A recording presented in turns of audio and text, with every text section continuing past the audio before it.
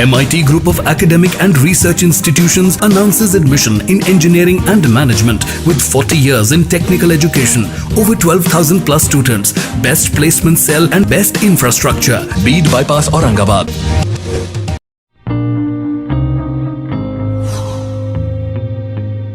Hi, I'm Ekta Dubey. This is Ashutosh Shukla. I'm Makarand Dehibate. I'm a final year student in Electronics and Telecommunication Department from Maharashtra Institute of Technology. We at MIT have been instrumental in organizing various national and international level technological workshops in our campus. Recently, we concluded a national level machine learning workshop in association with Google Crowdsource in our campus. This event was completely handled and organized by the students of MIT. This event gave me a great experience in nurturing my management and organizational skills, and these would be the skills I'll be taking out with me when I'll be graduated from this college. Not only theoretical knowledge, but MIT has been providing opportunities for industrial visits such as Sterlite, Infosys, Videocon and Samsung etc. companies. We have facilities such as free Wi-Fi and digital lab. You can browse anywhere in the corner of MIT your notes as well as the points you want to browse. In digital lab, you can make notes as well as you can surf anything you want, and it's a restriction free. You have well-class computers over there, advanced technology over there. The main golden egg of BTech is in-plant training, by which I have got placed in the same company I was working. So it's a great opportunity for you come here in MIT and have a charm of MIT. I'm Saurabh Arne. My name is Shubham Mundale. My name is Ankit Vivek Chobe. I am Pooja Dhage. I am Meeta Verma. My name is Vaibhavi Deshpande and I am a final year student of Electronics and Telecommunication. Apart from my own curriculum, we at MIT had 30 to 40% syllabus from computer and technology subjects like Java, Python, Linux, Unix, Big Data, which are very essential for getting jobs in IT. And also we have an opportunity which is known as open curriculum subjects, in which we have different subjects of different branches. I have an opportunity to elect one subject from other branch, which is very helpful for our students to learn apart from our own subject. Also, there are no boundaries at MIT for learning, and one more example is the audit courses. You have plenty of opportunities, like we have subjects of civil which are smart cities projects and Japanese language. So that is the biggest unique thing I have observed in my college, and I am very much thankful for MIT for giving such opportunities. When I started my journey, I was introvert, but MIT has arranged various programs with the help of which now I am a different person. And during 2018 and 19, MIT has arranged various campus recruitment drive with the help of which I grabbed the opportunity and got placed in MNC called Atlas Copco Private Limited, Pune with a good package. Let's choose a right career by enrolling in one of the leading institute in India. Thank you, MIT. Since I am from another city, I am staying in a hostel. 4 years in a hostel has changed my life. The atmosphere at the hostel was a blend of diversity. The most important part I learned from a hostel is how to become a self-independent person. At the end of 4th year, it almost felt like I had made a new family for a lifelong. I am interested in different cultures. In our MIT, we have different peoples from various countries and states. Over the years, I have learned about different cultures and developed acceptance towards diversity and learned about various things. I must say, in MIT, we celebrate education and a new way of life. I love playing cricket. MIT has helped me to nurture my hobbies of playing cricket. Various events was conducted by MIT for sports lovers. I belong to a far state of Bihar and everything is new for me. But everyone, including the student and the staff, helped me a lot and was very supportive. Apart from this, every year there is a gathering where there is a cultural program exchange, and in this 4 year, apart from engineering, I made a new family in this whole journey. Thank you, MIT. Thank you, MIT. Thank you, MIT. Come, explore and understand MIT Aurangabad.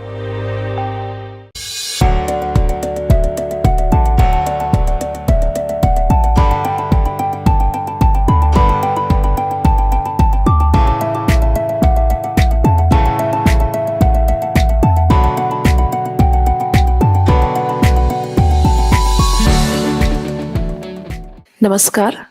Maharashtra institute of technology Aurangabad की ओर से आगामी प्रतियोगी परीक्षाएं NEET, JEE, MST, CET आदि के लिए विद्यार्थी किस तरह तैयार रहें, इस विषय पर आयोजित वेबिनार में आप सभी प्रतिभागियों एवं अभिभावकों का स्वागत है। वर्तमान परिस्थिति के मद्देनजर जहां व्यक्तिगत रूप से तैयारी के लिए क्लासेस कर पाना संभव नहीं है, हालांकि ऑनलाइन क्लासेस से कई स्टूडेंट्स तैयारी कर पा रहे हैं, लेकिन फिर भी यह तरीका सभी तक नहीं पहुंच पा रहा है।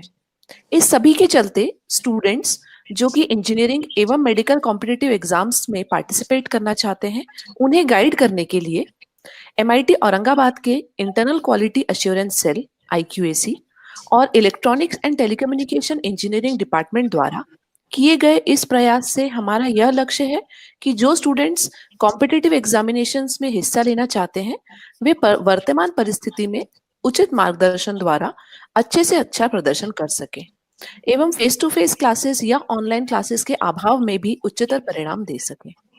आगामी कॉम्पिटिटिव एग्जाम्स के लिए किस तरीके से तैयार रहें, इस विषय पर हमारा मार्गदर्शन करने हेतु श्री प्रदीप गिरी सर आज हमारे साथ हैं, जिन्होंने हमारा आग्रह स्वीकार कर YouTube एवं Facebook लाइव सेशन के माध्यम से ज्यादा स्टूडेंट्स तक पहुंचकर उनका उचित मार्गदर्शन करने का कदम उठाया है। श्री प्रदीप गिरी सर यह एक सर्वविख्यात नाम है सभी इंजीनियरिंग और मेडिकल एस्पिरेंट्स के बीच। गिरी सर गुरुकुल क्लासेस के चेयरमैन हैं। वे स्वयं IIT धनबाद से MTech हैं। कई वर्षों से गुरुकुल क्लासेस के माध्यम से अनगिनत स्टूडेंट्स का इंजीनियरिंग और मेडिकल परीक्षाओं के लिए मार्गदर्शन करते आ रहे हैं। अनेकों छात्र उनके दिशा निर्देश में देश के विभिन्न IITs, NITs और मेडिकल संस्थानों में प्रवेश ले चुके हैं। गिरी सर्स गुरुकुल क्लासेस औरंगाबाद में विगत 11 वर्षों से निरंतर प्रभावी परिणाम दे रही है। पिछले कुछ वर्षों के रिजल्ट की अगर हम बात करें तो 2019 में नीट और JEE कैंडिडेट सर के मार्गदर्शन में सफल हुए। इनमें से ददीची तेलवड़कर ने 99.9 परसेंटाइल के साथ महाराष्ट्र में दूसरा स्थान प्राप्त किया। इसी के साथ 2010 से लगातार कई स्टूडेंट्स ने JEE में अंडर 500 रैंक प्राप्त की है। श्री प्रदीप गिरी सर जैसे अनुभवी मार्गदर्शक जब हमारे बीच हैं, हमारे साथ हैं, तो हमें कहीं और जाने की क्या जरूरत है। मुझे विश्वास है कि आप इस वेबिनार का अधिकतम लाभ लेंगे व अपने गंतव्य को प्राप्त करने में सफल रहेंगे। MIT कॉलेज अपनी इस कोशिश के माध्यम से हमारे भविष्य निर्माता, हमारे स्टूडेंट्स के लिए शुभ चिंतन करता है और उनके उज्जवल भविष्य की कामना करता है। धन्यवाद। वेबिनार के दौरान आप कमेंट्स में अपने नाम के साथ अपने सवाल लिख सकते हैं, जिनका की आंसर हम एंड में क्वेश्चन आंसर सेशन के दौरान देंगे। इसी के साथ मैं प्रदीप गिरी सर से आग्रह करती हूँ कि वह स्टूडेंट्स का मार्गदर्शन करें। धन्यवाद। Good morning everybody. I think आज मेरे लिए एक अपॉर्चुनिटी है जो आप सबको एक लाइव सेशन के थ्रू आने वाले आपका जो सपना है, जिसको पूरा करने के लिए जो कॉम्पिटिटिव एग्जाम होता है, उसके लिए मैं कुछ जानकारी दे सकता हूं और शायद इस सेशन के आज हमने आपका बेहतर से बेहतर परफॉर्मेंस उम्मीद कर सकते हैं। पहले फर्स्ट ऑफ ऑल अगर मैं एक क्वेश्चन आपसे पूछना चाहता हूं, जो हु एम आई मतलब मैं कौन हूं, मतलब आपके लिए क्वेश्चन है जो आप कौन हो बेटा। तो व्हाट इज योर आइडेंटिटी। अगर मैं आपका आइडेंटिटी पूछता हूं तो पहले ही आप बोलेंगे, आपका आंसर आ सकता है जो मैं एक स्टूडेंट हूं, आपका एक नाम आएंगे XYZ, मैं उनका बेटा हूं, इनका बेटी हूं, राइट। ऐसे मैं आज 11th में हूं, 12th में हूं, इंजीनियरिंग का प्रिपरेशन किया, क्या मेडिकल का। लेकिन एग्जैक्टली आपका आइडेंटिटी क्या है, तो कहीं ना कहीं अगर देखेंगे उस आइडेंटिटी आज तक हमने उस हिसाब से बना नहीं पाए। और जो एक पहला स्टेज है जो आपका आइडेंटिटी बनाने के लिए जो ये कॉम्पिटिटिव एग्जाम है, आने वाला एग्जाम के through you may be the famous through out the India. क्योंकि अगर आप आज भी देखते हैं इंजीनियरिंग में व मेडिकल में टॉपर, शायद उनको फिजिकली बहुत सारे इंसान पूरा इंडिया में मिले नहीं, बाय नेम उनको लोग जानते ही हैं। तो ऐसे ही कुछ कारनामा कर सकते हैं आप और ऐसे ही कुछ आइडेंटिटी बना सकते हैं। और मैं उम्मीद करूंगा आने वाले काल में आपका आइडेंटिटी नॉट ओनली इंडिया के अंदर, जैसे मोदी जी का सपना है ना जो लोकल से ग्लोबल, तो मैं भी बिलीव करता हूं आने वाले काल में local star become global icon. आने वाले काल में आप ग्लोबल आइकॉन में कन्वर्ट हो सकते हो।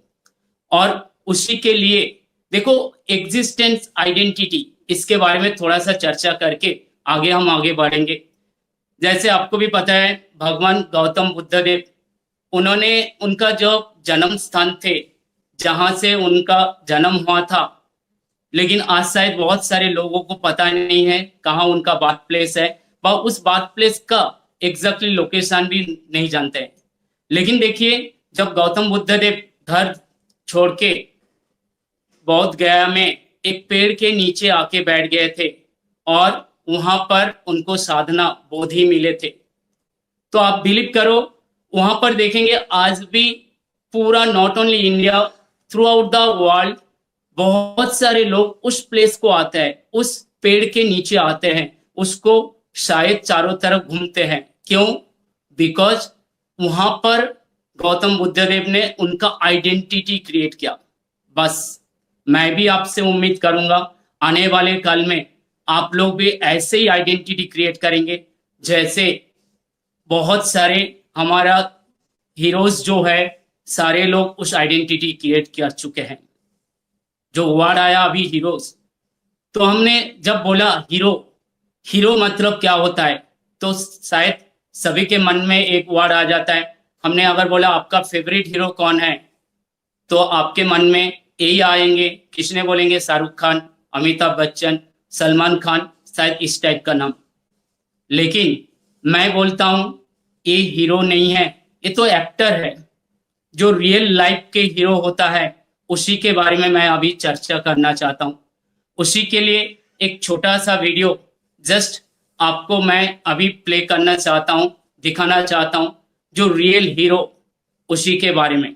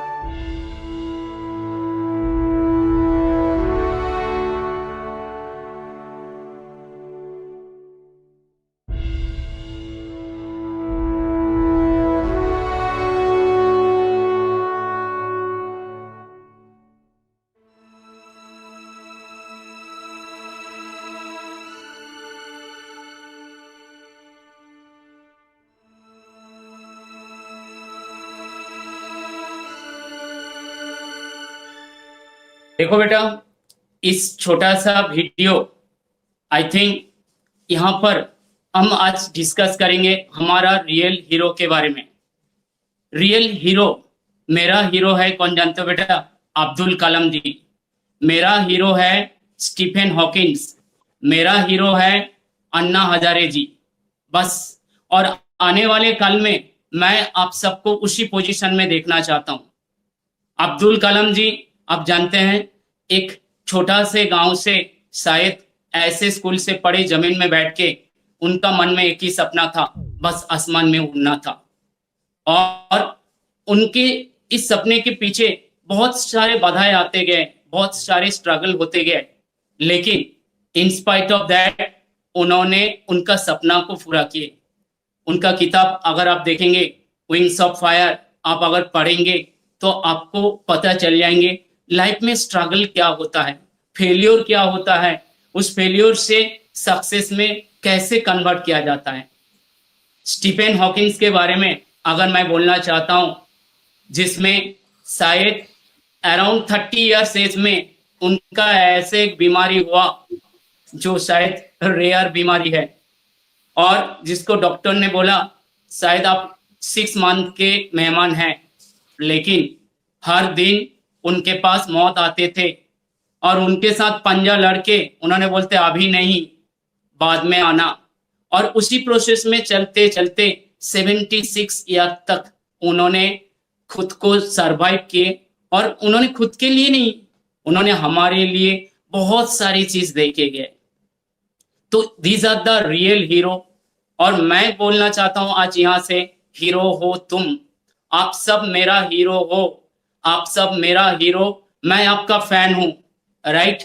और बनना है हीरो, लेकिन हीरो बोलने से हमारे मन में और एक चीज आ जाता है, एक सुपर हीरो के बारे में, राइट। आयरन मैन, इसी टाइप का बहुत सारे एवेंजर्स के बारे में दिमाग में आते रहते हैं।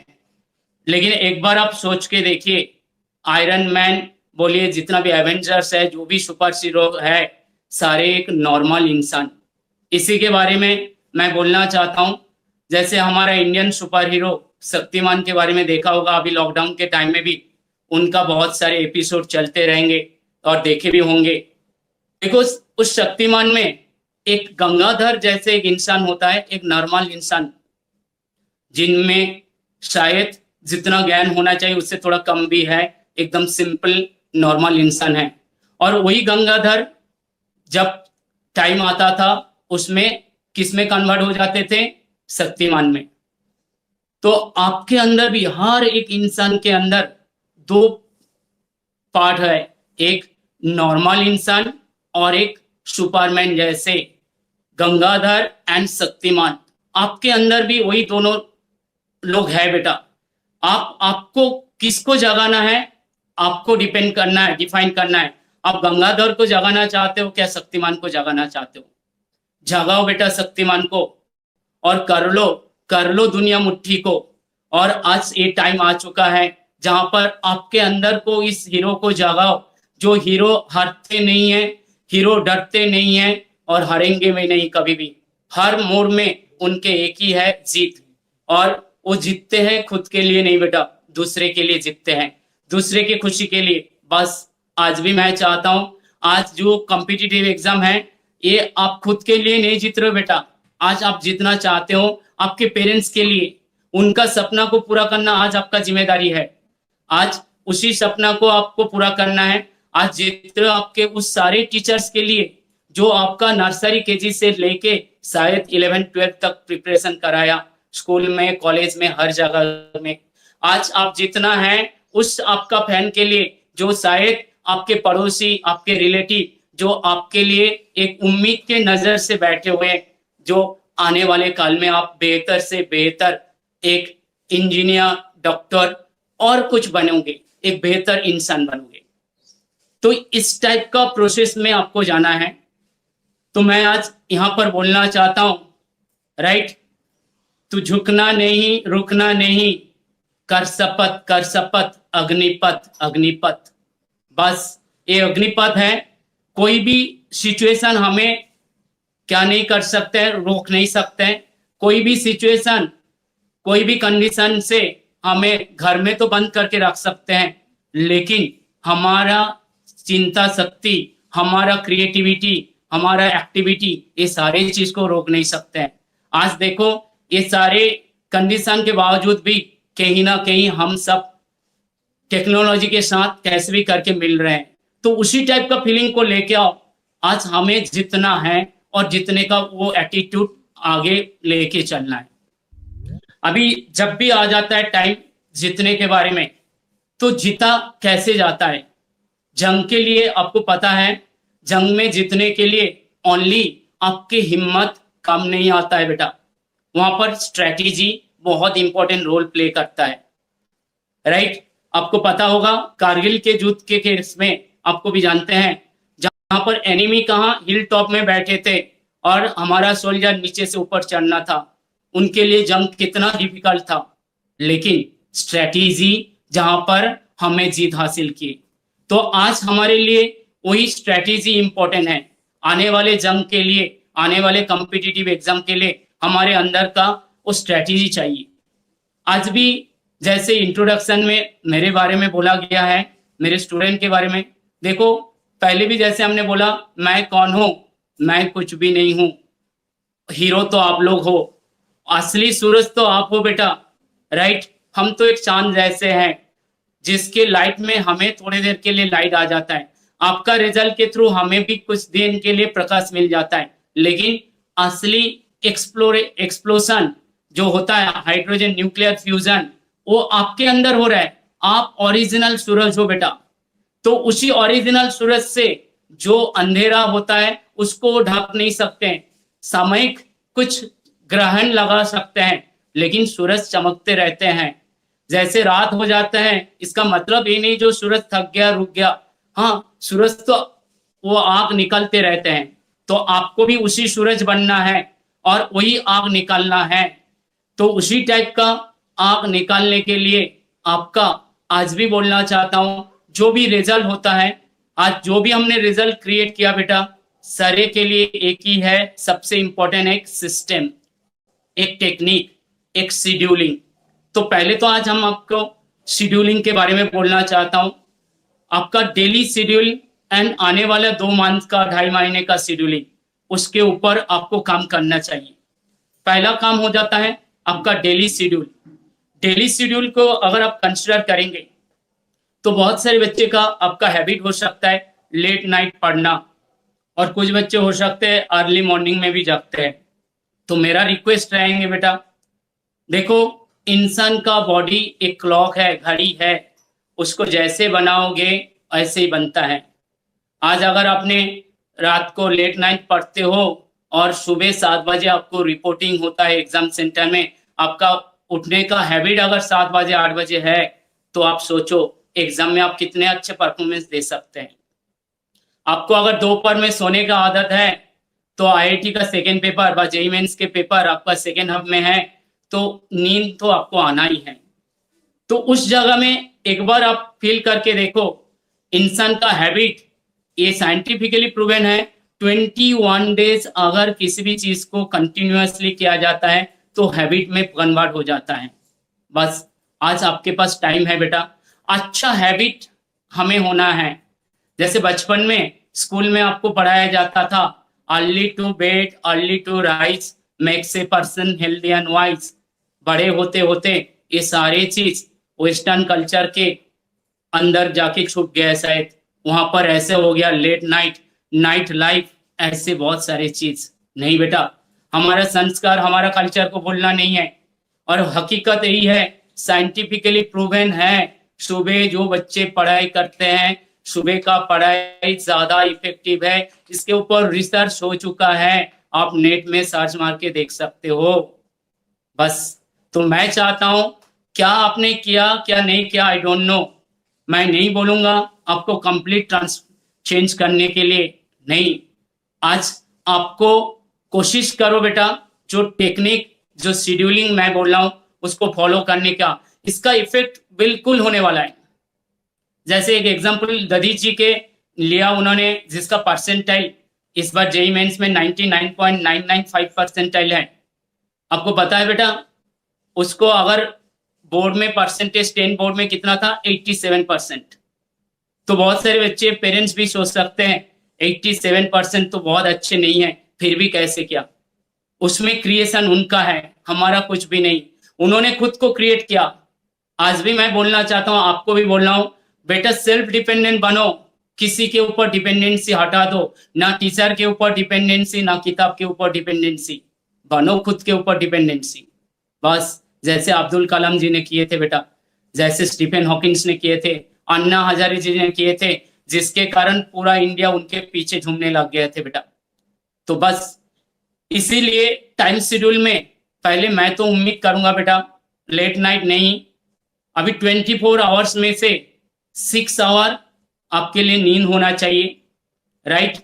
और मैक्सिमम से मैक्सिमम 7, लेकिन मैं तो रेकमेंड नहीं करूंगा बेटा। और 18 घंटा related to study, related to study. क्यों? देखो जैसे एक रिले रेस होता है, आपको पता है बेटा, रिले रेस में जैसे 400 मीटर रिले रेस है, जहां पर क्या होता है, जहां पर जो भी टीम का सबसे बेस्ट रनर होता है उसको लास्ट लैप में रखा जाता है। लास्ट लैप में क्यों रखा जाता है?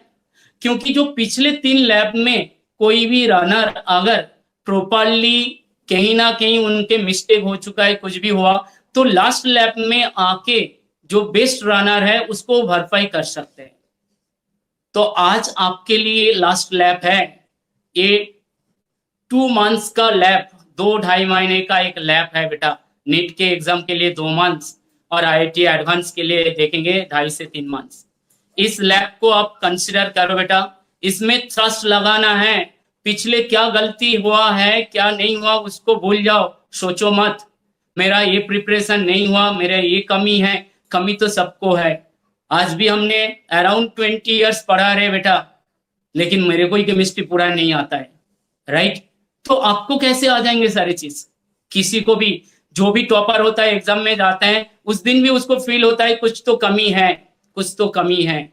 ये हकीकत है। जैसे मैथ्स में प्रोबेबिलिटी कभी 0 और 100 नहीं होता है ना बेटा, तो बस कमी तो सब में रहेंगे ही। बस उस कमी को मत देखो बेटा, उस अच्छाई को देखो, आपके अंदर का अच्छाई को, उस अच्छाई को जगाओ जो आने वाले काल में आपके लिए एक बेहतर सुनहरा सपना बना के बैठे हुए हैं बेटा। तो कहीं ना कहीं पहला काम जो है, आपको उस लास्ट लैप आ चुका है उसमें मेहनत करना है बेटा। आज 18 घंटा पढ़ने का टाइम है।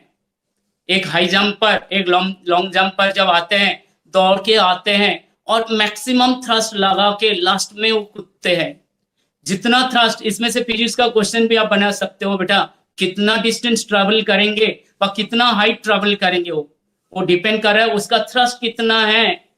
तो आज आपको वही थ्रस्ट देना है, तो आप कहां तक ट्रेवल करोगे? यहां से अगर औरंगाबाद से बॉम्बे, पुणे, क्या और कहीं पर, वो डिपेंड कर रहा है आपके ऊपर। तो लगाओ वो थ्रस्ट। उस थ्रस्ट के लिए आपका आज 18 घंटा टाइम है बेटा। बस डेली 18 आवर का शेड्यूल ये आपको बनाना है बेटा। तो आपको बोलते हैं, आप बोलेंगे सर हम मुझे खाना खाना है, बाकी एक्टिविटी सारे चीज हमने माना नहीं किया, खाना तो खाना है, जिंदा रहना है तो बाकी एक्टिविटी होना है, लेकिन पढ़ना माना है ऐसे नहीं है ना। आप खाने के टाइम में क्या आपका ब्रेन बंद हो जाता है? बिल्कुल नहीं। आपके अगर नहा रहे हो, बाकी कुछ एक्टिविटी कर रहे हो, कुछ एक्टिविटी, तो आपका ब्रेन बंद होता है? नहीं, कुछ ना कुछ आप सोचते हो बेटा। बस अभी वो कुछ ना कुछ सोचने की जगह में सोचो physics chemistry math, physics chemistry bio, बस उसका सोच लेके आओ। ये 3 भगवान है आपके लिए। जैसे बोलते हैं ना, प्यार करे जो साई से, साई उसको प्यार करे जो फिजिक्स केमिस्ट्री मैथ से और फिजिक्स केमिस्ट्री बायो से, फिजिक्स केमिस्ट्री मैथ और फिजिक्स केमिस्ट्री बायो उसको भी प्यार करेंगे। बिल्कुल ये हकीकत है। तो उसी हिसाब से आपको आज 18 घंटा 24 आवर्स आपको उसी दिशा में जाना चाहिए। एक साधना है बेटा। बस जैसे गौतम बुद्ध देव ने आके साधना किए थे, एक पेड़ के नीचे बैठ गए थे, 1 महीना तक खाना नहीं खाया, पानी नहीं पिए, सब कुछ। क्यों? क्योंकि उन्होंने ये फील करना चाहते थे जब सच में गर्मी होता है, जब सच में भूख लगते हैं तो तड़प कैसे है, उसका फीलिंग को वो कैसे कंट्रोल कर सकते हैं। बस बेटा आज टाइम आ चुका है उस साधना का थ्रू आपको एक बेहतर फ्यूचर बनाना है बेटा। तो उस साधना के लिए आज 24 घंटा आपको, जैसे रात को इवन सोएंगे भी तो रात को आपके सपने में फिजिक्स केमिस्ट्री मैथ और बायो आना चाहिए। आपको पता है बेंजीन का स्ट्रक्चर, राइट, जिसको केकुले स्ट्रक्चर बोलते हैं। केकुल के सपने में उन्होंने बेंजीन के बारे में रिसर्च करते गया तो उनके सपने में आया था जो एक सांप, बहुत सारे सांप एक दूसरे के पूंछ को खा रहे हैं, और वहां से उन्होंने बेंजीन स्ट्रक्चर स्टार्ट किया। तो आप सोचो बेटा, आपके सपने भी आएंगे और ये हकीकत है। और जिस दिन आपके सपने में पढ़ाई आएंगे तब देखोगे आप सही रास्ते में चल रहे हो, और उसी लेवल का प्रिपरेशन आपको करना है। अभी 18 घंटे में शेड्यूलिंग में मुझे क्या क्या करना है, उसके लिए पहला पार्ट तो आपको अभी से ही अर्ली मॉर्निंग जागना है। मैं तो उम्मीद करूंगा बेटा सुबह 4 बजे जागो, ब्रह्म मुहूर्त है, उसी से सब कुछ अच्छा ही होता है बेटा।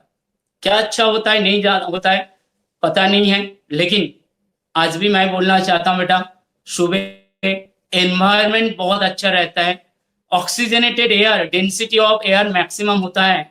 डेंसिटी ज्यादा एयर का मतलब क्या है? ऑक्सीजन कंटेंट ज्यादा, क्योंकि ऑक्सीजन और नाइट्रोजन, मास ज्यादा किसका है? ऑक्सीजन का। ऑक्सीजन कंटेंट ज्यादा, तो आपका जब आपके अंदर से रेस्पिरेशन ये सारे प्रोसेस चलेंगे तो ब्लड में ज्यादा ऑक्सीजनेटेड एयर जाएंगे, ज्यादा ऑक्सीजनेटेड एयर जाएंगे तो आपका मेटाबॉलिज्म, ये सारे प्रोसेस ज्यादा होंगे, जिसके थ्रू आपका ब्रेन में ऑक्सीजन ज्यादा पहुंचेंगे, एनालिटिकल एबिलिटी बढ़ेंगे, हर एक चीज ज्यादा डेवलप होते जाएंगे। तो मैं चाहता हूं सुबह 4 बजे जागो बेटा और शुरू करो आपका दिन। शुरुआत, सुबह का शुरुआत, अच्छा दिन अच्छा जाएंगे, ये हकीकत है बेटा। तो सुबह का शुरुआत करो 4 बजे जाग के। लेकिन 4 बजे जागते हुए बहुत सारे बच्चे ऐसे करते हैं, 4 बजे जागना स्टार्ट हो गया और मुंह हाथ धो के पढ़ने बैठ जाते हैं, लेकिन उससे भी कोई फायदा नहीं होगा। नींद आते रहेंगे, थोड़ी देर बाद देखोगे आप शायद बेड में सो गया व टेबल में ही सो गए, नहीं तो पढ़ाई भी किए, इफेक्टिवनेस कुछ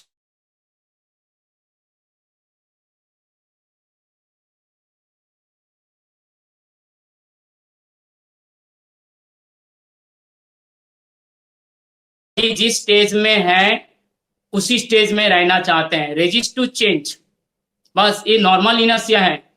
आज जो हमने बोलना है, बहुत सारे बच्चे के मन में वो भी रेजिस्ट टू चेंज, वो उसके अंदर का चेंज को चेंज नहीं करना चाहते हैं, वो भी रेजिस्ट करना चाहते हैं, वो इनर्शिया है, राइट।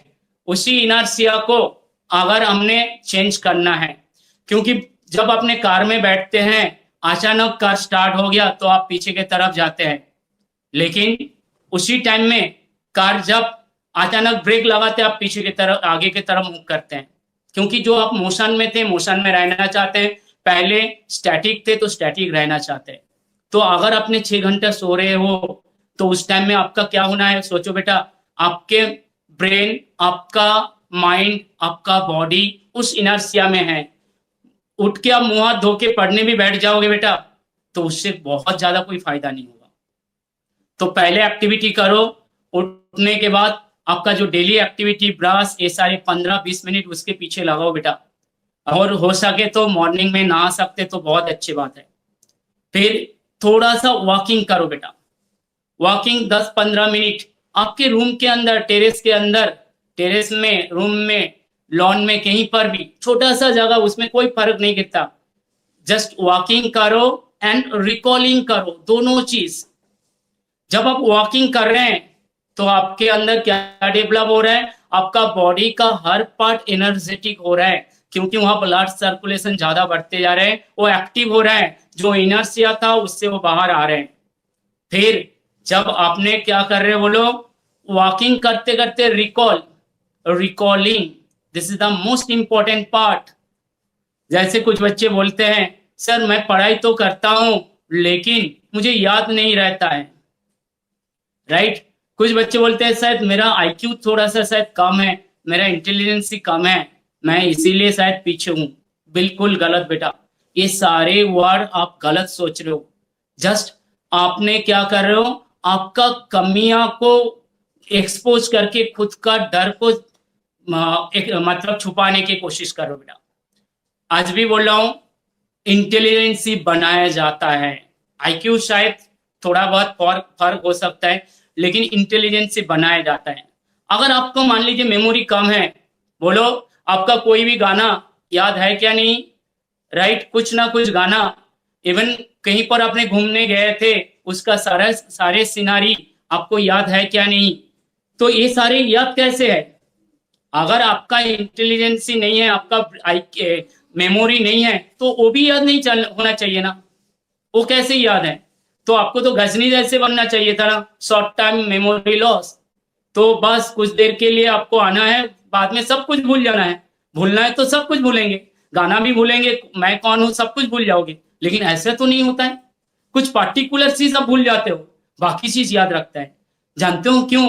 क्योंकि बाकी जो चीज है उसको आप जाने अनजाने में रिकॉल करते हो। जैसे गाना आपको पसंद है तो वो गाना को आप क्या करते हो, गुनगुनाते हो, बाथरूम में गुनगुनाते हो, नहीं तो जब खुश हो जाते हो गुनगुनाते हो, दुखी होते हो तो गुनगुनाते हो, और नहीं तो दूर कहीं पर वो गाना बज रहे हैं तो उसके साथ आप लिप देते हो बेटा। तो ये है revision, this is the simple technique of study. और उसी स्टडी से आज अगर देखेंगे उसी प्रोसेस को आपको आज एडॉप्ट करना है बेटा। जैसे आपको पता है हमारे पास चतुर्वेद है, 4 वेद है, राइट। ये 4 वेद को पहले उसको और एक नाम श्रुति बोला जाता है। क्यों? इसको सुन सुन के लर्न किया गया, जेनरेशन आफ्टर जेनरेशन इसको सुनते हुए आगे बढ़ाया गया बेटा। तो आप सोच के देखो कैसे ये जेनरेशन आफ्टर जेनरेशन बढ़ते गया। वहां पर तो कोई लिखने का सामान नहीं था, कुछ भी नहीं, बस this is the simple technique, recalling, revision. कोई जब साधु आते थे, मान्य उनका गुरुदेव आते थे, और गुरुदेव जब उसमें आने के बाद वहां पर उन्होंने बोलते थे सारे चीज, तो वहां पर क्या हो जाता था, गुरुदेव बोलने के बाद स्टूडेंट जो शिष्य होते थे वो सारे चीज सुनते थे, और सुनने के बाद उसी कोई खाना बनाने के टाइम में, बाकी एक्टिविटी के टाइम में वो सारे चीज क्या करते थे, उसी को ही रिकॉल करते थे श्लोक को, और उसी प्रोसेस में कंटिन्यू होता था। आज इसी प्रोसेस को आपको आगे बढ़ाना है बेटा, तो रिकॉल करना स्टार्ट करो बेटा। सुबह 4 बजे उठ के half an hour daily activity, walking and recalling. ये प्रोसेस होने के बाद नेक्स्ट आप 4:30 बजे से गर्म दूध लेके पढ़ने बैठो बेटा। पढ़ने के बैठे हो 4:30 से लेके 7:30, 4:30 से 7:30 एट ए स्ट्रेच 3 घंटे। 7:30 से फिर आप क्या करो, ब्रेकफास्ट करो, और इसी प्रोसेस को कंटिन्यू करते रहो बेटा। जब आप 3 घंटा पढ़ाई करेंगे, आपको मैंने बोला जैसे 3 घंटा, आप बोलेंगे सर क्यों 3 घंटा, आधा घंटे में हम उठ जाएंगे, 1 घंटा पढ़ के फिर चले जाएंगे, ऐसे हम कर सकते हैं? नहीं बेटा, ये 3 घंटे का भी इंपॉर्टेंट है, क्योंकि आपको जानते हो बेटा जो एग्जाम होता है ये 3 आवर्स का होता है बेटा। तो अगर आप 3 घंटे घर में बैठ के एक जगह में बैठ नहीं सकते हो, तो एग्जाम में 3 घंटे कैसे बैठ सकते हो? आप सोचो बेटा, आपको भी मन करेगा उठ जाऊं, आधा घंटा 1 घंटे के बाद बस बाथरूम जाऊं, पानी पी के आ जाऊं, इसी टाइप का। अगर ये प्रोसेस चलते रहेंगे कंसंट्रेशन टूटते जाएंगे। तो बस जब भी पढ़ाई करो एट ए स्टेज में मिनिमम 3 घंटा, इस हिसाब से आप डेली स्टार्ट करो बेटा, और इस प्रोसेस को कंटिन्यू करते रहो। और इस प्रोसेस को 3 घंटे में स्ट्रेच में बीच में ब्रेक देते देते लंच, ब्रेकफास्ट, लंच, डिनर, शाम को थोड़ा बहुत आधा 1 घंटे खेलो, उसमें भी कोई दिक्कत नहीं। अब अगर खेलो, लेकिन खेलने के टाइम में भी गेम ऐसा नहीं हुआ मोबाइल में गेम, आपका प्ले स्टेशन के रिलेटेड गेम, लैपटॉप का गेम, ये सारे नहीं। बैठ के घर में अभी है तो चेस खेलो, मम्मी पापा के साथ बैठ के कुछ भी गेम खेलो बेटा, छोटे ब्रदर सिस्टर, बड़े भाई बहन के साथ बैठ के खेलो, लेकिन उस टाइप का गेम नहीं है। अभी खेलने के बाद उस टाइम में भी आपका दिमाग में फिजिक्स, केमिस्ट्री, मैथ और बायो चलना चाहिए, और इस प्रोसेस को कंटिन्यू करो बेटा।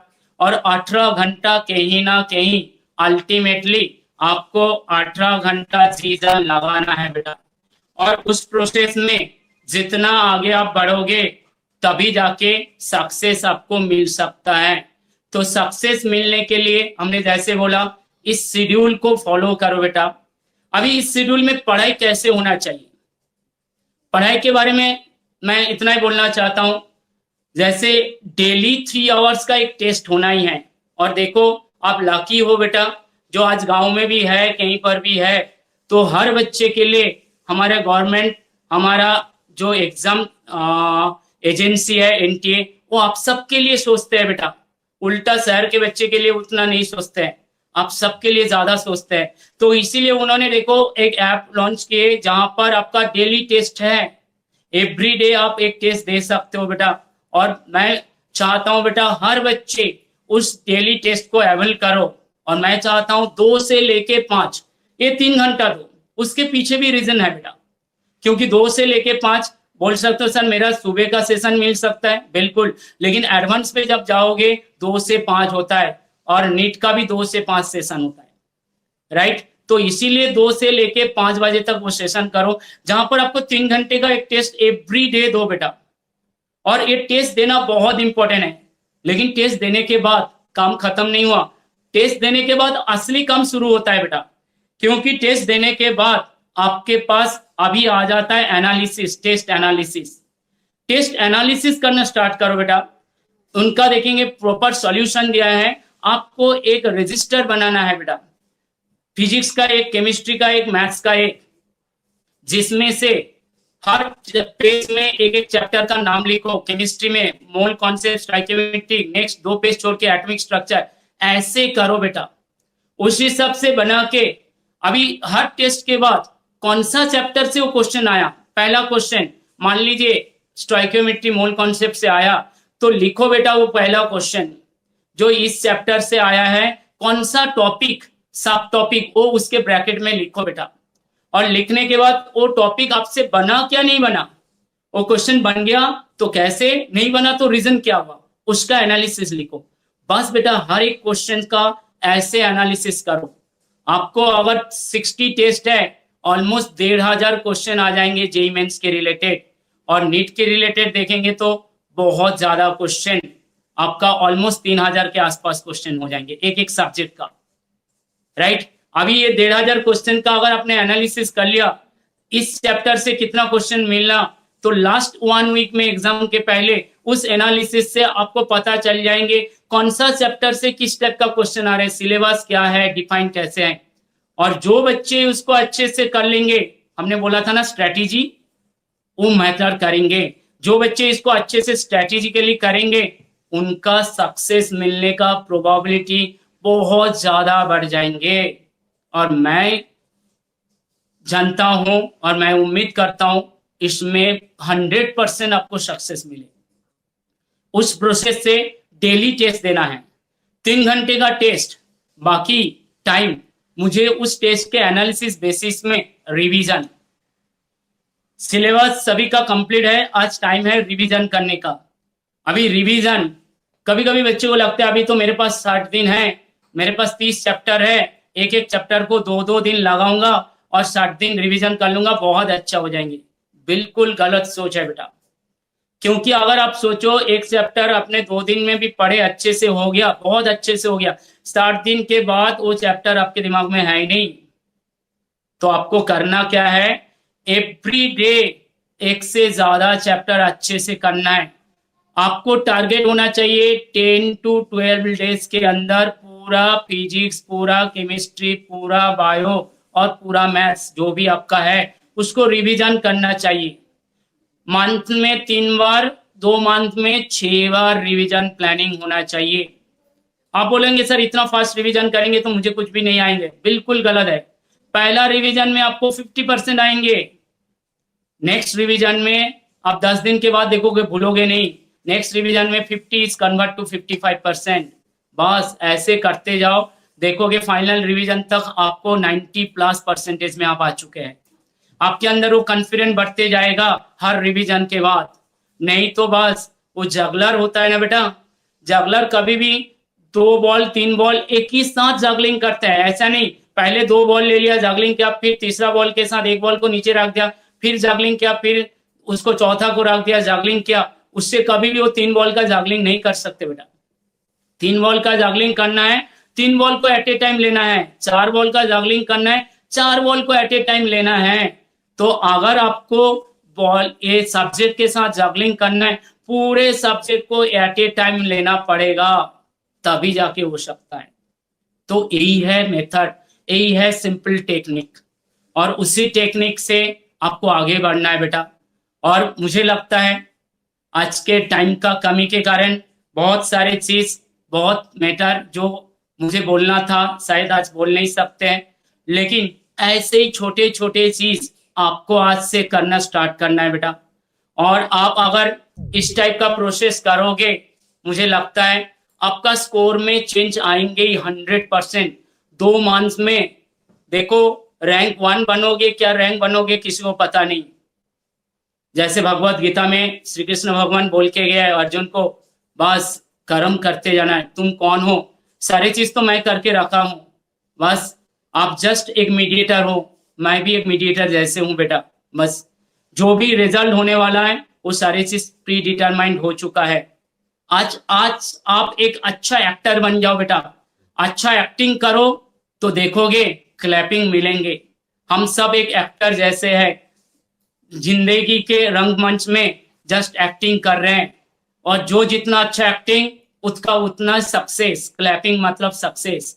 बस बेटा आप अच्छे एक्टिंग करो बेटा, आप सब्जेक्ट के साथ अच्छे एक्टिंग करो, उसको ग्रिप में लो और देखोगे सक्सेस आपको मिलना ही है।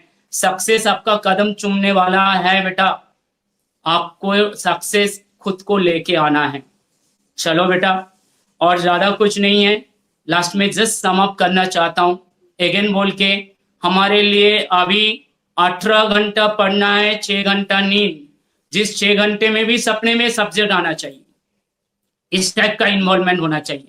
सुबह जागना है 4 बजे, रिकॉल प्रोसेस ज्यादा होना चाहिए, दिन में ज्यादातर टाइम आप रिकॉल करो, खाना खा रहे हो, फिर जो रिकॉल नहीं हो रहा है उसको देख लो, क्योंकि आप एग्जाम में जाओगे ना, आपके साथ कोई किताब जा सकते हैं, कोई टीचर जा सकते हैं, कुछ भी नहीं, जो भी जाएंगे आपका ब्रेन में क्या है वही चीज जाने वाला है, तो उसी को लेके आपको वहां पर एग्जाम तक पहुंचना है बेटा।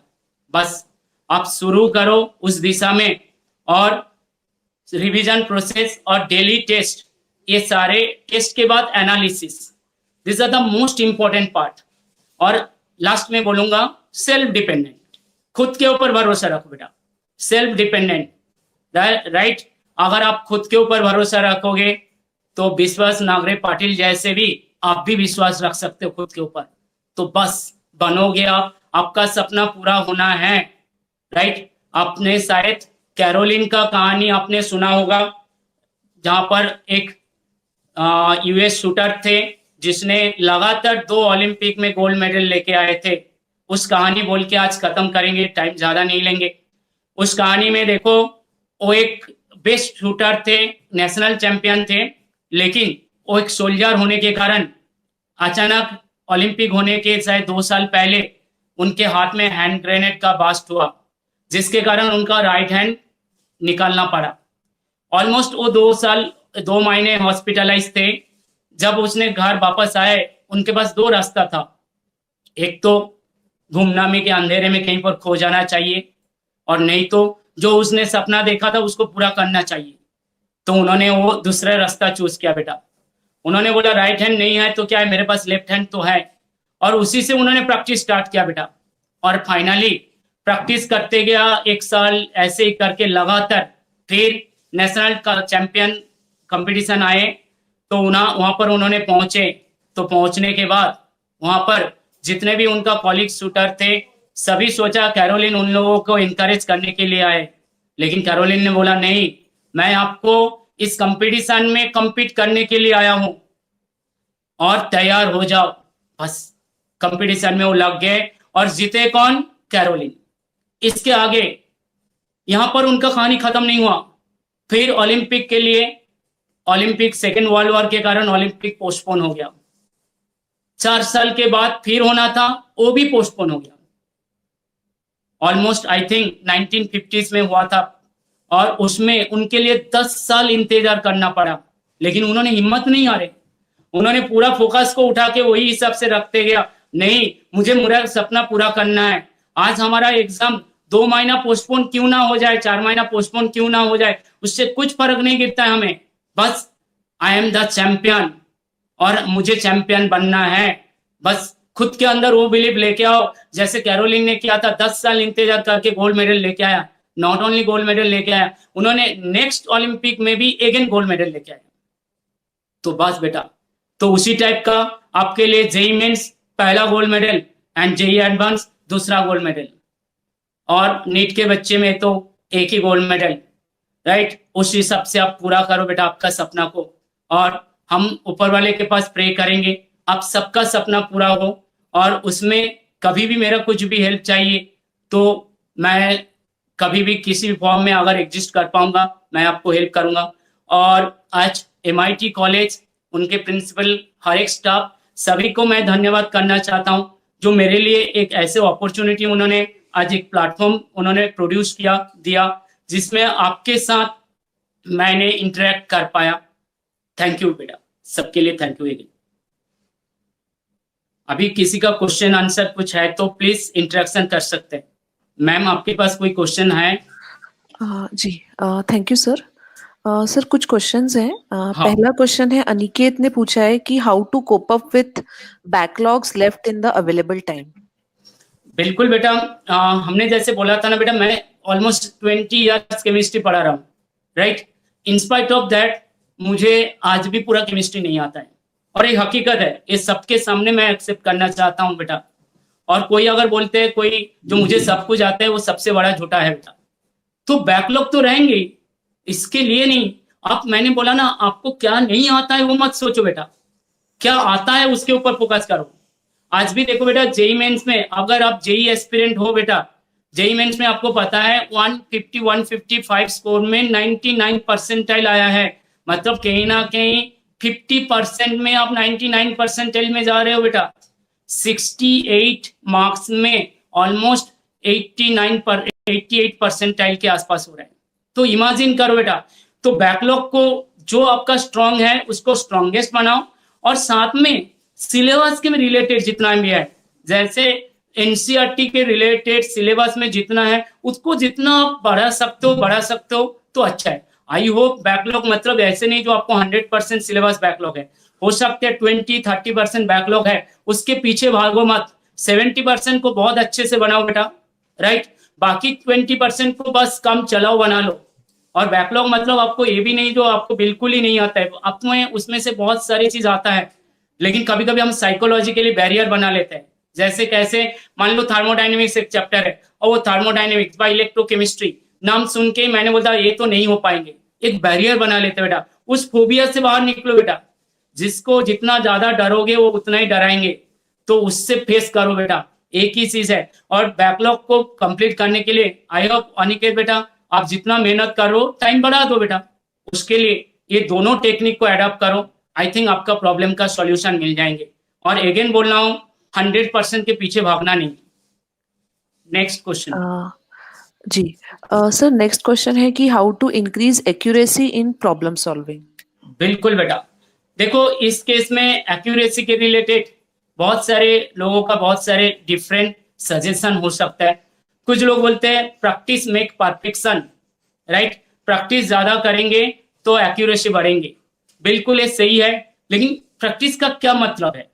तो यहाँ पर बच्चे उसको, कुछ टीचर उसको गलत तरीके से इंटरप्रेट करते हैं। प्रैक्टिस का मतलब क्या हो जाता है, उन्होंने बोलता है ज्यादा से ज्यादा क्वेश्चन सॉल्व करते रहो बेटा, और उससे क्या हो जाएगा, आपका एक्यूरेसी बन जाएंगे। बिल्कुल गलत है बेटा। आज 2 साल तक आपने कोई क्वेश्चन सॉल्व नहीं किया क्या? बहुत सारे क्वेश्चन सॉल्व किए। प्रैक्टिस मतलब क्या है? एक क्रिकेटर, मान लीजिए सचिन तेंदुलकर जब प्रैक्टिस करते थे वो क्रिकेट बॉल और बैट लेके करते थे, ना फुटबॉल लेके प्रैक्टिस करते थे। क्रिकेट, फुटबॉल से क्रिकेट खेलते थे, ऐसा नहीं है। तो प्रैक्टिस मतलब जो चीज किए हैं उसी को करना है। जो जितने क्वेश्चन आपने सॉल्व किए हैं बेटा अभी 2 साल में, उसी क्वेश्चंस को अगेन करो, बार बार करो, उसी कॉन्सेप्ट को बार बार पढ़ो बेटा। और साथ में जैसे हमने बोला एक टेस्ट डेली देंगे, वो टेस्ट आपको मिरर है, आपका प्रिपरेशन कितना हुआ उसको रिफ्लेक्ट कर रहे हैं उस मिरर से। तो डेली के डेली टेस्ट दोगे, वही मेरे लिए क्या है, नया क्वेश्चन है। और एक भी नया क्वेश्चन मत करो बेटा। अभी तक आपके पास देखोगे 2 साल में I think thousands of question already आपने करके रख चुके हैं। हर एक क्वेश्चन को अगेन रिवीजन करो बेटा। जब आप रिवीजन ज्यादा करोगे वो सारे क्वेश्चंस को, उतना ही क्या होगा जानते हो बेटा, रिवीजन करोगे उसमें आपका कॉन्फिडेंस लेवल भी बढ़ेंगे, और साथ में और भी क्या होगा, कॉन्फिडेंस लेवल के साथ में एक्यूरेसी भी बढ़ेंगे। टाइम फ्रेम में जैसे जो क्वेश्चन आपने किया है तो उसको स्ट्राइकिंग रेट बढ़ जाएंगे, जो ये क्वेश्चन ऐसे होगा इसमें ऐसे आएंगे, तो ऑटोमेटिकली एक्यूरेसी एंड स्पीड दोनों का ही बढ़ते जाएंगे बेटा। तो पुराना क्वेश्चन को रिवीजन करो, नया टेस्ट दो, बस this is the simple technique. Daily और कुछ नहीं है, नया टेस्ट दो, एनालिसिस करो, पुराना क्वेश्चन को रिवीजन करो, थ्योरी पढ़ो, एनसीईआरटी अच्छे से पढ़ लो, हर लाइन हर वर्ड एनालिसिस के साथ दिमाग में रहना चाहिए बेटा। Next question. Sir next question है, रोहित ने पूछा है कि how can we restart study after long time break. देखो बेटा, मेरे हिसाब से रिस्टार्ट तो हम नहीं बोलेंगे, राइट, क्योंकि ऑलरेडी स्टार्टेड है। कोई भी चीज, हाँ हो सकता है आपने थोड़ा पॉज लिए होंगे, बा एक कॉमा हो सकता है बेटा, लेकिन इसको आपने जो पॉज लिया है तो अगेन अभी से स्टार्ट करो बेटा। हम किसी के लिए इंतजार नहीं कर सकते हैं। आपको पता है बेटा, सिचुएशन हमारे कंट्रोल में नहीं होता है। मैं कभी भी सिचुएशन को बदल नहीं सकता हूं, लेकिन अकॉर्डिंग टू सिचुएशन मैं खुद को अडॉप्ट कर सकता हूं। तो चेंज करो, अडॉप्ट करो बेटा, खुद के अंदर का मोटिवेशन लेवल को बढ़ाओ। और लॉकडाउन कब हटेगा क्या होगा उसके लिए इंतजार मत करो बेटा। अभी से ही जो हमने प्रोसेस बोला, जिस टेक्निक बोला, उस प्रोसेस और टेक्निक को अडॉप्ट करते रहो, उस हिसाब से करो। इसके लिए एक छोटा सा एग्जांपल लेंगे। जैसे आपको कैमेलियन पता है, गिरगिट, कैमेलियन और गिरगिट जो है डायनासोर से पहले से ही धरती में एग्जिस्ट करते हैं, लेकिन डायनासोर आज एक्सटिंक्ट हो चुका है, कैमेलियन नहीं है। क्यों?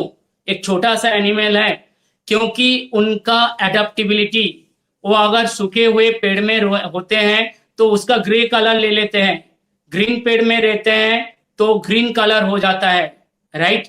तो इससे उसको फायदा क्या होता है, जो उनको खाने वाले होते थे उनको नजर से वो छुप जाते थे। बस बेटा, हमें सिचुएशन के लिए इंतजार नहीं करना है, जो भी सिचुएशन है उसी के हिसाब से हमें चलना है। आज हमारे पास लॉकडाउन है, इसको एक अपॉर्चुनिटी मानो। पहले आप लॉकडाउन के बाद अगर आप किसी कोचिंग में जाते थे, किसी स्कूल में, कॉलेज में, कहीं पर भी, तो वो सारे जाना नहीं है। जो टाइम पास होता था वो टाइम को आज पढ़ाई में यूटिलाइज करो। और आप बोलेंगे नहीं सर क्या हो सकता है, टीचर से नहीं मिलेंगे, अगर टीचर नहीं बताएंगे तो हम कैसे कर सकते हैं। इसके बारे में भी बोलना चाहता हूँ। बोलो बेटा, न्यूटन को न्यूटन लॉज ने किसने सिखाया? आइंस्टाइन का इक्वेशन आइंस्टाइन को किसने सिखाया? राइट, उन्होंने खुद से सिखाया। चार्ल्स लॉ, चार्ल्स को किसने सिखाया? नहीं बेटा, बॉयल्स लॉ बॉयल्स ने खुद ने सीखा है और वो देखे गया है। अगर किसी ने इंसान ने खुद को एनालिसिस करके जो देखे गया, मैं उसको पढ़ के क्यों नहीं समझ सकता हूँ? क्योंकि मैं समझना चाहता ही नहीं हूं। बस उसी आपको बोलो, आज एंड्रॉयड मोबाइल कंप्यूटर इसको किसने सिखाया ऑपरेट करने के लिए? किसी ने नहीं सिखाया, लेकिन आप शायद आपके पेरेंट्स से बेहतर तरीके से इसको ऑपरेट कर सकते हैं। लेकिन आज पढ़ाई के नाम आता है तो आप पीछे हो जाते हैं बेटा। बस वही चीज आपको होना चाहिए। जैसे आपने ये सारी चीज खुद सीखे, इसको भी खुद के ऊपर बिलीव करके सीखो बेटा। मेरा आज का सेशन का एक ही है, सेल्फ डिपेंडेंसी। खुद के ऊपर डिपेंडेंसी बढ़ाओ बेटा। बस सेल्फ डिपेंडेंसी बढ़ा दो, सब कुछ पॉसिबल है। इम्पॉसिबल नहीं कुछ होता है। जैसे आपने मिशन इम्पॉसिबल देखा होगा, देखो एंड में पॉसिबल है। तो बस ऑल आर पॉसिबल, उसी के ऊपर बिलीव करो। Next question ma'am. Sir Mahesh ने पूछा है कि can you explain percentile in MST CET. देखो बेटा, ये परसेंटाइल का जो कॉन्सेप्ट है, किसी भी केसेस में जो उस कैटेगरी में जो एग्जाम हुआ उसमें जो टॉपर है, मान लीजिए 200 मार्क का पेपर है, उनको 190 मिला है टॉपर को, कोई भी है, तो उसको 100% कंसिडर किया जाता है, राइट। उसका मैथमेटिकल एक्सप्रेशन भी होता है बेटा। तो उसी को 100 अगर कंसिडर किया गया, उसके बाद मतलब वो 100 मतलब उसके ऊपर कोई भी नहीं है। एक छोटा मोटा लेमन तरीके से आप बोल सकते हो, अगर आपको 90% आया, एज्यूम करो, मतलब क्या है, अगर 100 बच्चे ने उस एग्जाम दिया है, उसमें से 10 बच्चे आपसे आगे है, 90 बच्चे आपसे पीछे। ऐसे टेंटेटिव एग्जाम नहीं होता है, लेकिन इस हिसाब से आप सोच सकते हो जो 10 स्टूडेंट क्या है आपसे आगे है। अगर किसी को 99% है, मतलब एक बच्चे 100 में से आगे है। लेकिन अगर लाख बच्चे देते हैं तो उस हिसाब से आप कैलकुलेट कर सकते हो। लेकिन अगेन बोलना चाहता हूं, आप दिस आर द रिलेटिव फिनोमेनन्स। बस मेरा टारगेट आज से ये है, जो जेईई मेंस में 300 में से 300 लेके आऊं, सीईटी में 200 में से 200 लेके आऊं, और एडवांस का पेपर तो फिक्स नहीं होता है, जो भी है आउट ऑफ टारगेट, और नीट में मुझे 720 में से 720 लेके आओ। बस उस एटीट्यूड लेके चलो बेटा। जानते हो बेटा, टारगेट अगर ऊपर रखते हैं, थोड़ा सा नीचे भी आ जाते हैं, बेहतर होंगे। लेकिन पहले से ही टारगेट नीचे रखा, नीचे गिरोगे तो कहीं पर नहीं रहोगे बेटा। तो पहले से आज से टारगेट बनाओ। ये 2 महीने में मुझे बस आउट ऑफ चाहिए हर एग्जाम में, उसके लिए लड़ेंगे। नेक्स्ट। सर कुछ लोग पूछ रहे हैं कि डिस्ट्रैक्शंस कैसे कम करें, और कुछ लोगों का कहना है कि वी आर स्टडीइंग बट हमें मार्क्स नहीं मिल रहे हैं। बिल्कुल, ये दोनों पॉइंट के पहले से ही हमने डिस्कस किए थे थोड़ा बहुत। देखो डिस्ट्रक्शन, देखो नींद किसको अच्छा नहीं लगता है, टीवी, मोबाइल, दोस्ती, ये सारे अच्छे लगता है बेटा। आपको नहीं बेटा, हमें भी अच्छे लगते हैं। आज भी हमें टाइम मिल जाते तो व्हाट्सएप में चैट कर लेते, कुछ भी कर लेते। डिस्ट्रक्शन तो सभी को अच्छा लगता है बेटा, लेकिन यहीं पर ही आपको क्या होता है, मेंटली आप कितना स्टेबल है वही आइडेंटिफाई करना है। बस आपका जो भी मिशन है, देखो आपको पता है जो सोल्जर होते हैं जब उन्होंने मिशन में जाते हैं, मिशन एंड करके वापस आने के बाद उनके पास बाकी जो भी एक्टिविटी होता है।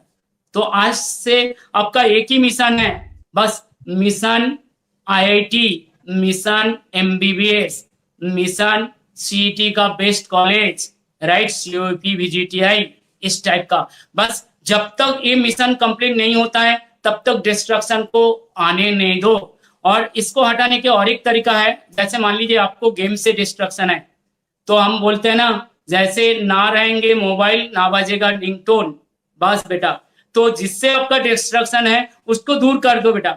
मम्मी पापा को मोबाइल दे दो, बोलोगे मुझे कुछ भी नहीं चाहिए, और जब मुझे टेस्ट देना है आप मेरे सामने बैठ जाओ, 3 घंटा मैं टेस्ट दे रहा हूँ, आप उतना बैठो मेरे सामने, नहीं तो मैं शायद डिस्ट्रक्ट हो सकता हूँ। बस उनको बिठा के वो कर लो, फिर दे दो उनको मोबाइल, ये सारी चीज कर लो बेटा, तो डिस्ट्रक्शन से इजीली आप हट सकते हो। बाकी रिजल्ट के बारे में आपको बोल रहा हूँ, रिजल्ट के बारे में इतना ही है। रिजल्ट क्या होगा किसी को पता नहीं। कभी कभी बच्चे हम बोलते हैं बहुत मेहनत करते रिजल्ट नहीं आता है। बेटा मेहनत का डायरेक्शन गलत है। डायरेक्शन कैसे गलत हो जाता है मेहनत का, जैसे आप पढ़ाई कर रहे हो, पढ़ाई तो कर रहे हो, लेकिन आप एक बार आंख बंद करके एनालिसिस करो ना, कितने आपके दिमाग में आए। आप रीड करते जा रहे हो, लेकिन फील करो कितना रीड किया। जस्ट आंख बंद करो, रिकॉल करो, साधना उसी को बोलते हैं। हमने बार बार बोल रहा हूं, रिकॉलिंग प्रोसेस बढ़ा दो, तभी जाके आपका रिजल्ट बढ़ जाएंगे बेटा। जैसे आपको दधीची के बारे में बोल रहा हूँ, जैसे जनवरी का एग्जाम था बेटा, उसके 4-6 महीने पहले उनके पेरेंट्स मेरे पास आके एक बार बोले, जो सर मेरा बेटा उतना ज्यादा नहीं पढ़ रहे कुछ में, वो बैठते और क्या ऐसे सोचते रहते कुछ करते हैं। तो उनको मैंने इतना बोला था, जो आपके बेटा सही कर रहे हैं, बिल्कुल मैंने जैसे बोला वो कर रहे हैं, आप बेफिक्र रहिए, उनका रिजल्ट सही हो जाएंगे। बस उन्होंने क्या कर रहे थे, बस एनालिसिस कर रहे थे, सारे चीजों को सम अप कर रहे थे, और कुछ नहीं बेटा। हर एक चीजों को सम अप करो, एनालिसिस करो, सब कुछ बेहतर बन जाएंगे। ओनली पढ़ाई मत करो, देखोगे रिजल्ट आएंगे, रिजल्ट आएंगे। आपको अगर सारे चीजों को कोरिलेट करना सीख जाओगे बेटा, तो ये एक आसान प्रोसेस नहीं है। इसको जितने ज्यादा रिकॉलिंग करते रहोगे उतना ही रिजल्ट के नजदीक आप पहुंचते जाओगे, अच्छे रिजल्ट के नजदीक। नेक्स्ट, और कुछ है क्या मैम? सर कुछ लोग पूछ रहे हैं कि can you tell us about the dates of these exams and what will be the mode of conduction? अभी ये सारे एग्जाम जितना है ये ऑनलाइन मोड में है। जैसे जुलाई में आप एनटीए के साइट में जाएंगे तो नोटिफिकेशन सारे ऑलरेडी आ चुका है इस साल के रिलेटेड, अगर आप देखेंगे, क्योंकि पोस्टपोन हो गया। अगस्त में आपका एडवांस होने वाला है, जुलाई 26 में आई थिंक नीट का एग्जाम है, 19 से 23 तक जेईई मेंस का एग्जाम है जुलाई में, और सीईटी का मुझे अभी भी पता नहीं एग्जैक्टली डेट, शायद नोटिफाई हुआ क्या नहीं हुआ, एक बार नोटिफिकेशन देख लीजिए बेटा। और नॉर्मल एवरी ईयर्स में जो होता है जेईई मेंस आपका जनवरी और अप्रैल में होता है 2 सेशन में, नीट का आपका मई में होता था, राइट। लेकिन शायद नेक्स्ट ईयर में नीट के रिलेटेड भी चेंज हो सकता है, ऑनलाइन हो जाएंगे तो अगेन 2 भी हो सकता है। लेकिन एग्जाम कभी भी हो, कैसे भी हो बेटा, अभी जो करेंट बच्चे के लिए है जुलाई एंड में आपका एग्जाम है, और अगस्त के शायद 17 मतलब 3rd वीक के अगस्त के रिलेटेड आपका एग्जाम रहेंगे बेटा, तो उसके लिए प्रिपेयर करो। और बाकी बच्चे जो भी है, जो आपका सीनियर के लिए मैं चाहता हूँ आप सब भी प्रे करो, उनके लिए एनर्जी, पॉजिटिव एनर्जी दो। ये मत बोलना जो आपके सीनियर का रिजल्ट अच्छा हो जाए, बस ऊपर वाले के पास इतना ही प्रे करना है, जो जैसे प्रिपरेशन किया उसी हिसाब से उनका रिजल्ट होना चाहिए। आप उनके साथ देना, उनसे गलती से कोई गलती ना हो, आप उनके साथ रहना, बस उसी हिसाब से। सर, नेक्स्ट और कुछ ये आखिरी सवाल है जो कई लोगों ने पूछा है कि स्पेसिफिक टू नीट या जेई प्रिपरेशन कैसे करना है और नेगेटिव मार्किंग कैसे कम करें, और इसके साथ एक पूछा है जो काफी लोगों ने पूछा है कि केमिस्ट्री की शॉर्ट ट्रिक्स कैसे लगा सकते हैं। ओके, पहले देखिए जेई और नीट के लिए दोनों थोड़ा सा डिफरेंट है, क्योंकि जेई में पेपर जो होता है वहां पर स्कोर कंपैरेटिवली कम होता है, लेकिन नीट में कंपैरेटिवली ज्यादा स्कोर होता है, क्योंकि नीट का पेपर जो होता है बहुत इजी रहता है। वहां पर एक्यूरेसी एंड स्पीड मैटर करता है। क्यों? क्योंकि time question, number of question ज्यादा रहता है और एक्यूरेसी भी मैटर करता है। तो उसके लिए एनसीईआरटी फोकस करो, कंप्लीट फोकस दोनों के लिए, जेई और नीट के लिए एनसीईआरटी को कंप्लीटली फोकस करो। एनसीईआरटी का इंटेक्स क्वेश्चन, एक्सरसाइज क्वेश्चन और जो थ्योरी है उसको अच्छे से देखो बेटा। और अगेन बोल रहा हूँ, टेस्ट आपको डेली देना है, जिससे आपका उस स्पीड एक्यूरेसी बढ़ते जाएंगे। और टेस्टिंग के बाद एनालिसिस। जब तक टेस्टिंग देना मतलब ये काम नहीं है। जैसे कुछ बच्चे सोचते हैं सर ने बोला हम टेस्ट देना स्टार्ट कर दिया, मेरा काम खत्म हो गया। नहीं, यहाँ पर कोई काम खत्म नहीं हो रहा है। टेस्ट मतलब आपका ये तो काम का शुरुआत हुआ, एनालिसिस हुआ तब जाके, और नेक्स्ट टेस्ट में बेहतर परफॉर्मेंस हुआ तब जाके कुछ ना कुछ काम का आपका फायदा हुआ। और इस प्रोसेस में आपको आगे बढ़ना है बेटा, इस टेक्निक से चलना है। और बाकी केमिस्ट्री के रिलेटेड आपको इतने ही बोलना चाहता हूँ। केमिस्ट्री एक ऐसा सब्जेक्ट होता है, थोड़ा सा वोलेटाइल है, जैसे हम पढ़ते हैं बार बार भूल जाते हैं, स्पेशली इनऑर्गेनिक, और कुछ बच्चे के ऑर्गेनिक के लिए भी दिक्कत होता है। फिजिकल कंपैरेटिवली बेहतर हो जाता है क्योंकि उनमें मैथमेटिकल एप्लीकेशन रहता है, लेकिन नीट के एस्पिरेंट के लिए फिजिकल थोड़ा सा डिफिकल्ट हो जाता है क्योंकि वहाँ मैथमेटिकल आ जाता है। तो देखो, लेकिन नीट में बच्चे जो है वहाँ पर केमिस्ट्री में जो भी फिजिकल का पार्ट आएंगे वहाँ पर मैथ्स बहुत ज्यादा डिफिकल्ट नहीं होता है, डेप्थ वाले नहीं होता है, जिसके कारण क्या हो जाता है, आप थ्योरी बेसिक फॉर्मूला अगर करेगा, फॉर्मूला आप जानते हो तो बेसिक फॉर्मूला के बेसिस पे आप जा सकते हो। बाकी इनऑर्गेनिक के लिए और ऑर्गेनिक के लिए आप डेली आपके घर में व्हाइट बोर्ड या कुछ भी है, पेन और पेपर लेके शुरू करो। बेंजीन ले लो, उससे कोई भी प्रोडक्ट बनाते जाओ, रिएक्शन लिखते जाओ बेटा, लगातार कुछ भी बनाते जाओ। ऑर्गेनिक के लिए ये ट्रिक्स सबसे अच्छा होता है। कोई भी एक कंपाउंड सोचो और उससे कुछ भी कुछ बनाते जाओ, रिएजेंट डालते, तो आपके दिमाग में ओवरऑल रिएजेंट दिमाग में घूमते रहेंगे। सेकंड जो होता है इनऑर्गेनिक के लिए मैं चाहता हूं उसमें पेरेंट्स का हेल्प लीजिए बेटा। आप बोलेंगे नहीं सर मेरे पेरेंट्स को क्या आता है, फिजिक्स केमिस्ट्री मैथ नहीं आता है, आना भी नहीं चाहिए बेटा। लेकिन मेरा बहुत सारे पेरेंट्स ऐसे थे जिसको ये सारी चीज नहीं आता है, फिर भी उन्होंने उनके बच्चे को बहुत ज्यादा हेल्प कर पाए। आपको कैसे करना है, पेरेंट्स को लेके इनऑर्गेनिक को बोलते जाना, बोलना इसका रिएक्शन बोलो, वहां लिखा हुआ है ना, जैसे ZnOH taken twice plus HCl, ऐसे बोल लिया। उन्होंने बोला जस्ट आप बोलोगे वो चेक करेंगे, उतना ही इंटरेक्टिव सेशन। क्योंकि किसी के साथ बैठ के इनऑर्गेनिक पढ़ोगे तो बेहतर होता है, क्योंकि अभी तो आप लॉकडाउन के कारण दोस्त ये सारे नहीं है, तो कहीं ना कहीं पेरेंट्स के साथ वो अप्लाई करो। और ऑर्गेनिक और फिजिकल के लिए ज्यादा कुछ नहीं, फॉर्मूला लिस्ट बनाओ बेटा, फॉर्मूला लिस्ट ऑर्गेनिक में रिएक्शन का लिस्ट बनाओ और उसको डेली बेसिस में पढ़ते रहो बेटा, उस हिसाब से हो जाएंगे। आई होप बेहतर से बेहतर परफॉर्मेंस हो सकते हैं केमिस्ट्री के रिलेटेड। और कुछ क्वेश्चन है मैम?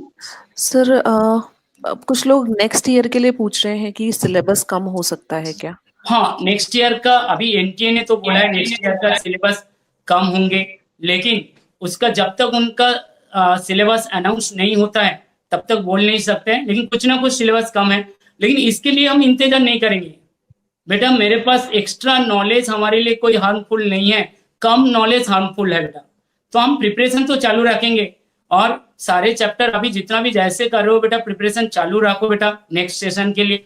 लेकिन अगर सिलेबस कम हो गया अच्छे हैं, नहीं भी हुआ मेरे लिए कोई दिक्कत नहीं, लेकिन कुछ कौन सा सिलेबस कम होगा हमें पता नहीं, और जो आपने छोड़ दिया शायद वही सिलेबस रहेंगे और जो आपने पढ़ लिया वो शायद नहीं रहेंगे, ऐसे भी हो सकता है ना बेटा।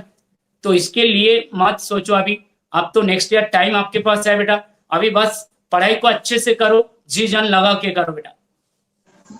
सर एक आखिरी क्वेश्चन है कि ऑनलाइन टेस्ट देने के लिए कौन सी वेबसाइट्स यूजफुल है? ऑनलाइन टेस्ट हमने बोला ना बेटा, एनटीए का ऐप आया उसी से ही करो बेटा, बाकी फिलहाल कुछ नहीं, उन्हीं का वेबसाइट से उन्होंने बहुत अच्छे से अरेंज करके रखा बेटा, और बहुत सिंपल टेक्निक से बनाया उन्होंने, जिससे इजीली आप अप्लाई कर सकते हैं, राइट। तो एनटीए के साइट्स में जाके उसमें, नहीं तो यहाँ पर एमआईटी कॉलेज के थ्रू कहीं पर भी आपको मिल जाएंगे, नहीं तो मैं कहीं ना कहीं वो साइट को आपका लिंक भेज सकता हूँ एमआईटी कॉलेज के थ्रू, आपका उनके साइट से भी देख सकते हैं बेटा। लेकिन मैं चाहता हूँ बस एनटीए के साइट में जाओगे तो मिल जाएंगे ऐप का लिंक, और यहाँ रेगुलर एग्जाम देना बेटा। जी सर, क्वेश्चन सारे हो गए हैं। Okay, thank you. मेरा होगा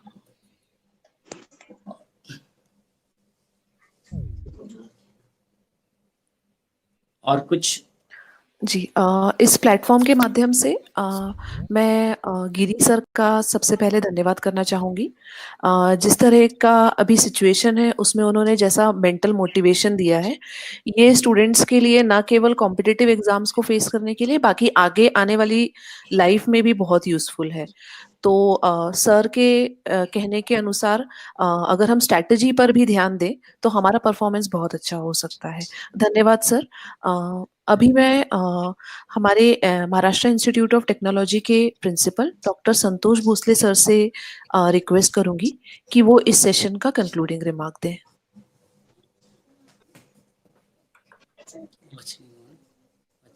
Good afternoon, everyone.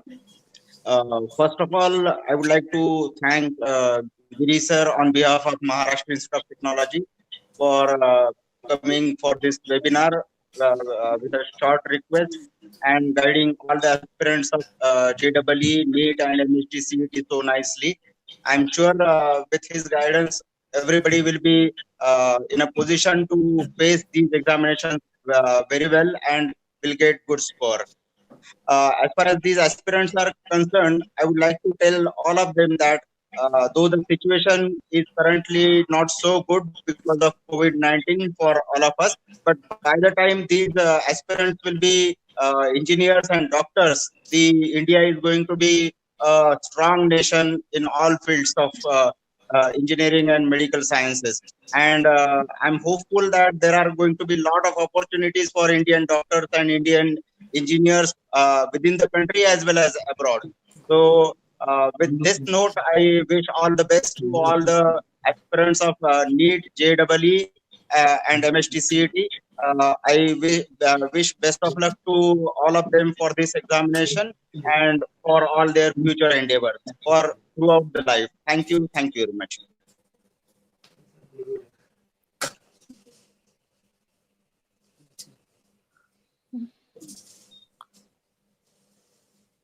Thank you sir. Okay, thank you ma'am. मैं सभी पार्टिसिपेंट्स का भी धन्यवाद देती हूँ। साथ ही मैं एमआईटी मैनेजमेंट, प्रिंसिपल डॉक्टर संतोष भोसले सर, संपूर्ण ऑर्गेनाइजिंग टीम और हमारे स्पीकर गिरी सर का भी बहुत धन्यवाद देती हूँ। उनका मार्गदर्शन हमारे स्टूडेंट्स के लिए बहुत ज़्यादा हेल्पफुल रहेगा। Thank you all. आपका दिन शुभ हो।